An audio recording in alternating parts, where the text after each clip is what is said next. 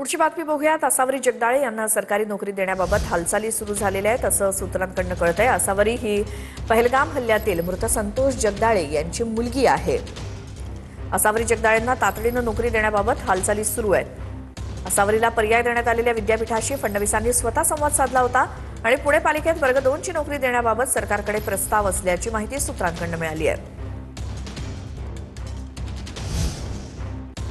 तर उपमुख्यमंत्री एकनाथ शिंदे यांनी पुणे मनपा आयुक्तांना फोन केलेला आहे।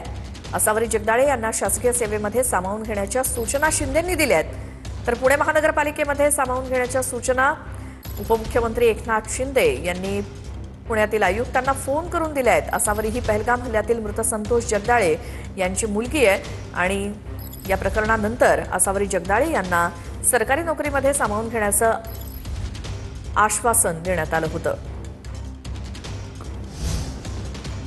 तर असावरी जगदाळेला शासकीय सेवेमध्ये सामावून घेण्याच्या सूचना देण्यात आलेल्या आहेत। एका बहिणीची व्यथा शिंदेंपर्यंत पोहोचवता आली नाही असं प्रगती जगदाळे यांचं मत आहे।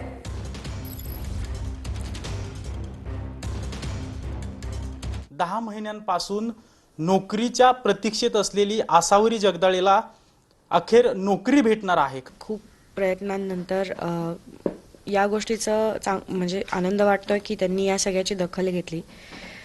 शिंदे साहेबांनी लगेचच सुधारित निर्देश पाठवले आयुक्तांना आणि आता आम्ही वाट पाहू की ऑफिशियल लेटर कधी हातात येतंय।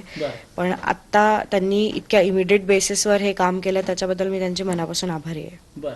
10 महिन्यांची प्रतीक्षा होती, मात्र एका दिवसात हे काम झालेलं आहे।